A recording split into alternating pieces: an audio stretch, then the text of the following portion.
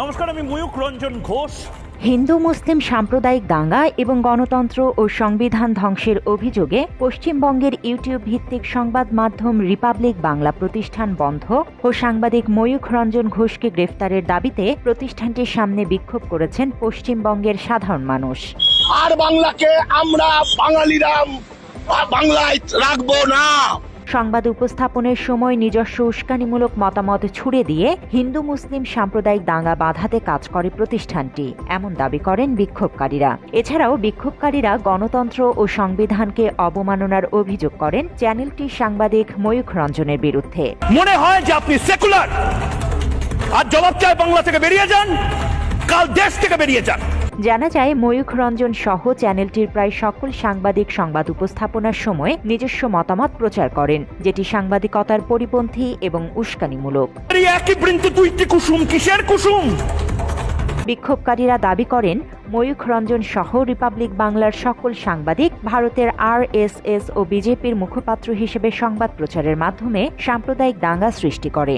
ভারতে হিন্দু মুসলিম দাঙ্গা সৃষ্টিকারী এই সাংবাদিকদের যেখানে দেখবে সেখানেই প্রতিহত করবে বলে হুঁশিয়ারি দেন বিক্ষোভকারীরা।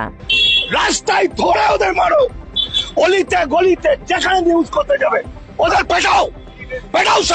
জানা যায়, সংবিধান বিরোধী ও সাম্প্রদায়িক উস্কানিমূলক বিদ্বেষ ছড়ানোর অভিযোগে রিপাবলিক বাংলা চ্যানেল ও ময়ূখ রঞ্জন ঘোষের বিরুদ্ধে শতাধিক অভিযোগ দায়ের হয়েছে পশ্চিমবঙ্গের বিভিন্ন থানায়। সাম্প্রদায়িক দৃশ্য আছে, তার জন্য আমরা তার বিরুদ্ধে এবং তার চ্যানেলের বিরুদ্ধে আজ এফআইআর করলাম দমকল থানাতে।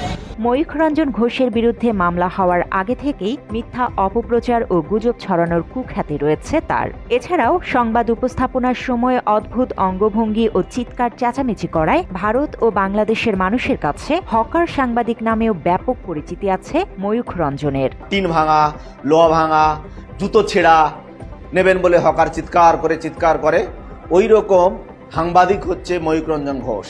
বাংলাদেশে শেখ হাসিনা সরকার পতনের পর থেকে অন্তর্বর্তীকালীন সরকারের প্রধান উপদেষ্টা ডক্টর মোহাম্মদ ইউনূসের বিরুদ্ধে যাহা মিথ্যা ও নানা রকম গুজব ছড়ায় রিপাবলিক বাংলা চ্যানেলের ময়ূখ রঞ্জন।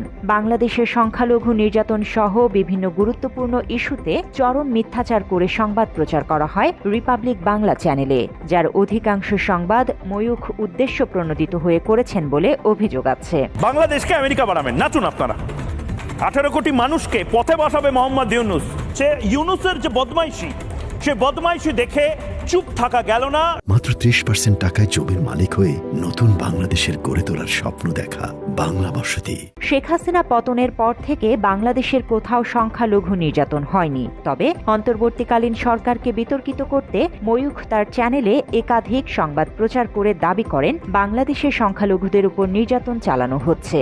এছাড়াও অন্তর্বর্তীকালীন সরকারকে নানাভাবে বিতর্কিত করতে অপপ্রচার চালায় ময়ূখ রঞ্জন ঘোষ। মোহাম্মদ ইউনূস এবং তার সরকার, তার দুর্বল সরকার মার্কিন যুক্তরাষ্ট্রের দালালি করতে গিয়ে বাংলাদেশের মানুষকে গোলাম বানাচ্ছে।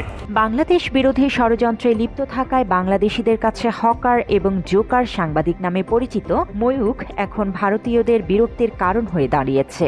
ভারত বাংলাদেশের ধর্মীয় সম্প্রীতি নষ্টের কারণে ভারত থেকে মুখ ফিরিয়ে নিয়েছে বাংলাদেশিরা। এতে ক্ষতির প্রভাব পড়েছে পশ্চিমবঙ্গের অর্থনীতিতে, যে কারণে ময়ূখ রঞ্জনকে দাঙ্গাবাজ আখ্যা দিয়ে তাকে গ্রেফতারের দাবি জানিয়েছে বিক্ষোভকারীরা। পশ্চিমবঙ্গের মুখ্যমন্ত্রী যত শীঘ্রই সম্ভব এই ময়ূখ রঞ্জন ঘোষের মতো দাঙ্গাবাজকে অবিলম্বে গ্রেফতার করুন। এরা সুস্থ সামাজিক পরিবেশটাকে নষ্ট করে দিচ্ছে।